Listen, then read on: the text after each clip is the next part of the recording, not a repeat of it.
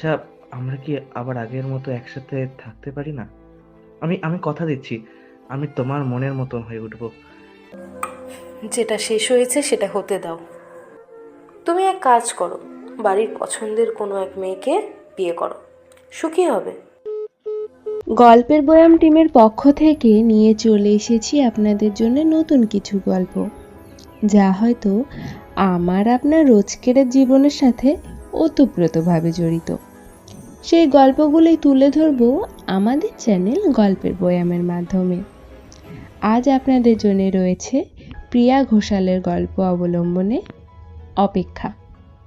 তাহলে শুরু করা যাক। গঙ্গার পাড়ে বসে বসে চারিদিককার শান্ত পরিবেশটাকে উপভোগ করছে রাই। হঠাৎ করে চোখ পড়ল ছোট্ট একটা বাচ্চা মেয়ে মায়ের হাত ধরে গঙ্গার পাড় থেকে উঠে একটা মন্দিরে আসছে। বাচ্চাদের বরাবরই পছন্দ করতো রাই।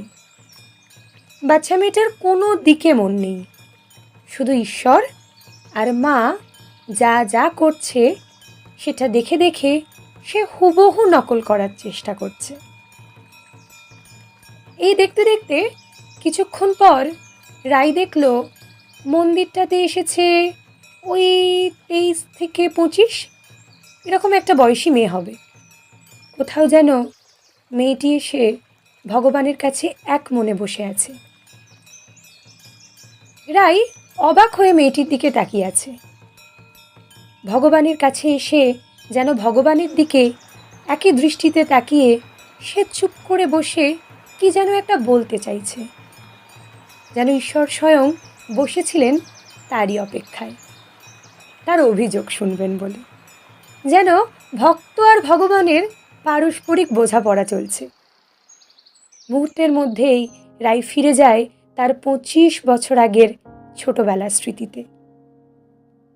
রাইপূর্ণা মুখার্জি ছোট্ট একটা মিষ্টি মেয়ে, বেড়ে ওঠে দাদু, ঠাম্মা ও বাবা মার আদরে। বরাবরই খুব জেদি রাই, কিন্তু পড়াশোনা, গান, আঁকা, নাচ সবই সে শিখেছিল।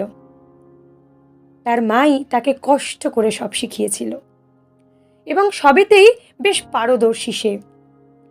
রাইয়ের মন আগাগোড়াই ছটফটে, তাই সবাই ছোটবেলার থেকে তাকে খুব ভালোবাসতো।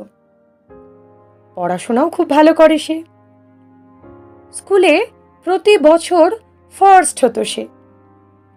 স্কুলের গণ্ডি কিছুদিন